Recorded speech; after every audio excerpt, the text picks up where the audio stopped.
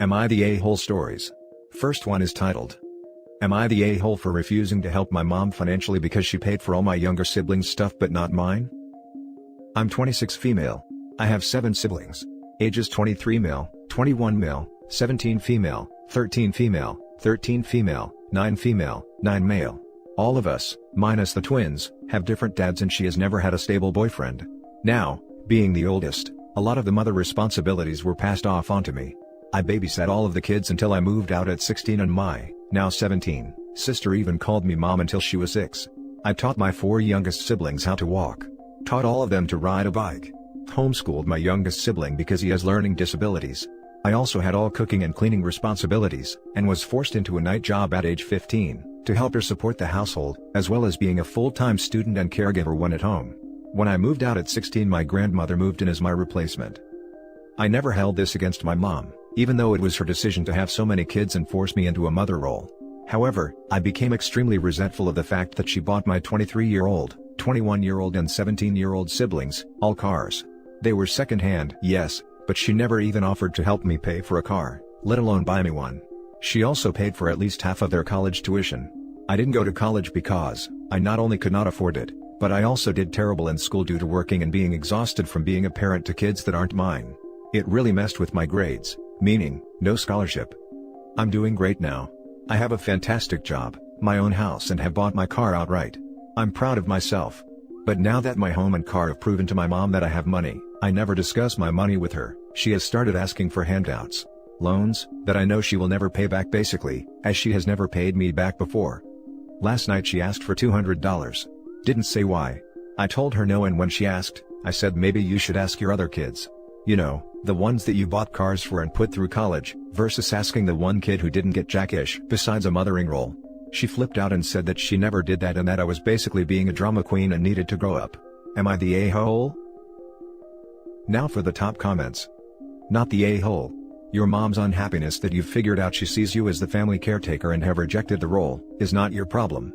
If she asks for money again, tell her to grow up and take responsibility for her own finances, and seriously think about how much contact you want to have with her going forward.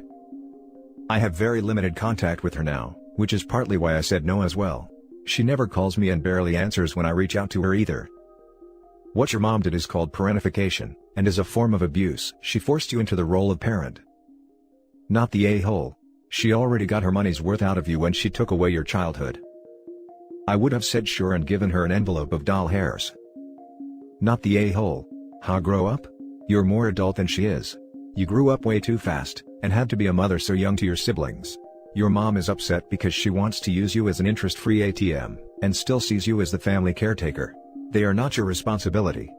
Be happy, live your life the way you want to, and let your other siblings step up for once. This is what I wanted to say. The absolute nerve of this woman to tell you to grow up. Tell her to lose your number until she gets her crap together and takes responsibility for her life choices. In no way are you an a-hole here. Not the a-hole times 100. Now for the next story.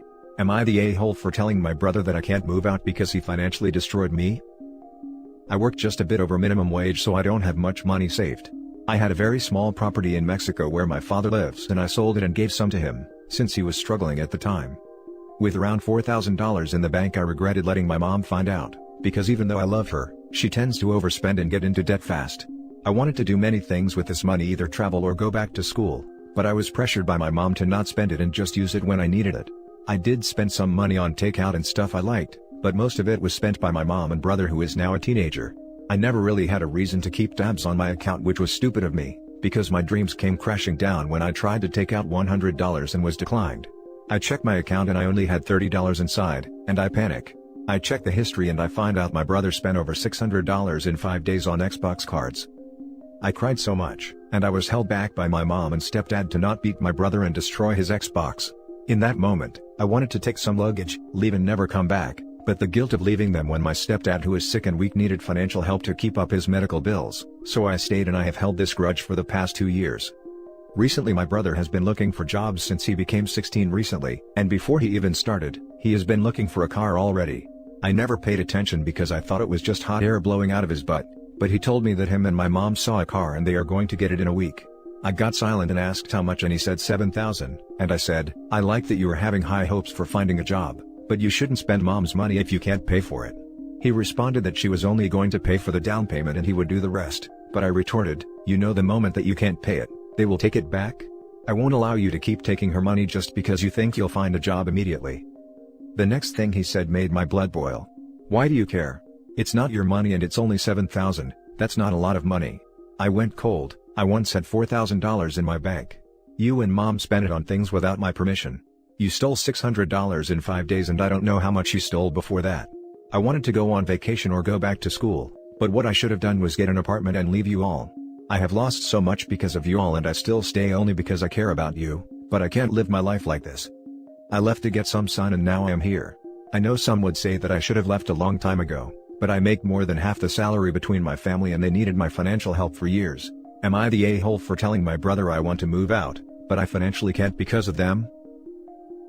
Now for the top comments. Not the a-hole, but please, get your own account that no one can access. I honestly think this is partially your fault for being a pushover and allowing access, when you knew there were spending problems.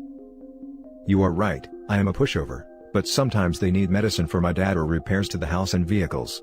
My mom is the only other person in my family that earns money, and she get minimum wage. When something expensive is needed they promise to pay me back, but it takes a long time for them to pay. I'd still get that account and if they need money for emergency purposes, you can pay the bill directly. They don't need unrestricted access to your account. Not the a-hole. If your mother can afford to help your brother get a $7,000 car, she can afford to manage without you. Start your life. Also, she can afford to pay you back for the money she stole. Not the a-hole. Not the a-hole. But how are you able to acknowledge their bad decisions and not your own? You are an adult. You are making the decision to stay, that's not on them.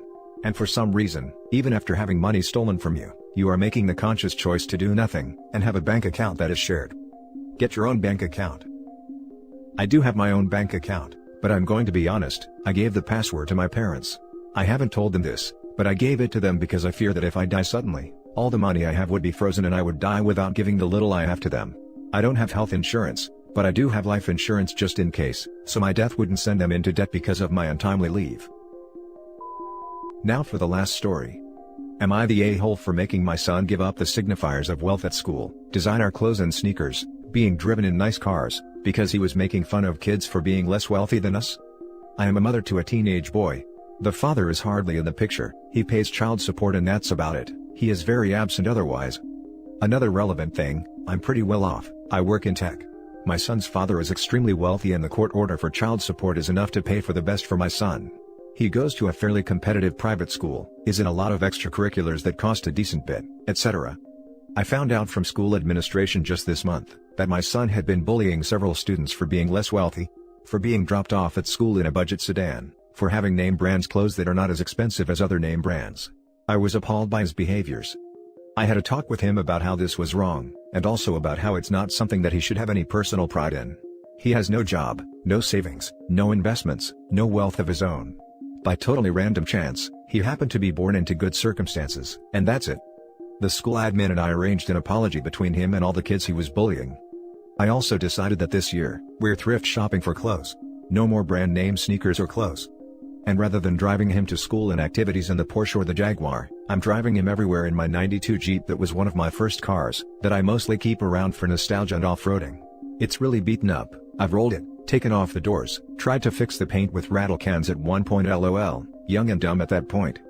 And for any activities he joins, he can borrow club equipment instead of getting his own bought. He was really upset about it all, especially being driven to school and activities in the Jeep. He said that it was causing problems with his friends, he was looking bad at school, his friends' parents didn't want their kids getting in such an old vehicle with no doors.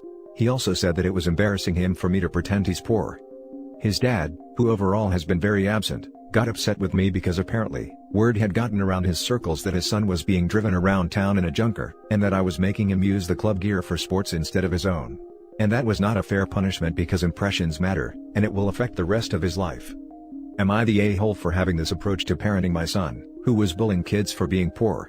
I don't buy him new designer things or drive him places in luxury cars anymore, we shop at thrift stores, and if I am taking him to school, I drive a car from '92. Now for the top comments. Not the a-hole. 1. You are teaching him a valuable lesson for the rest of his life. 2. It's never okay to make fun of someone based on their family's level of income. In summary, this is a great punishment that might help him see things from other people's point of view. This. 1,000 times this. Also, thank you. I wish there were more parents like you. You could bring it up one step to the Target boutique where I used to buy my own cheap clothes in high school. But how about buying second-hand equipment for club sports, rather than using the club stuff? Club stuff is there if you can't afford to buy. If some kid in my school had been punished like this, I wouldn't have been able to get a helmet or stick for hockey equivalent. Don't punish the poor kids, do. OP. I donated his own gear, all with duplicates, to the club, so for each sport, say fencing, the club has like 3 more weapons, 2 more full outfits, etc. There just is now the experience of having to wear gear other people have shared, have to be seen not showing up with your own top-of-the-line kit, etc.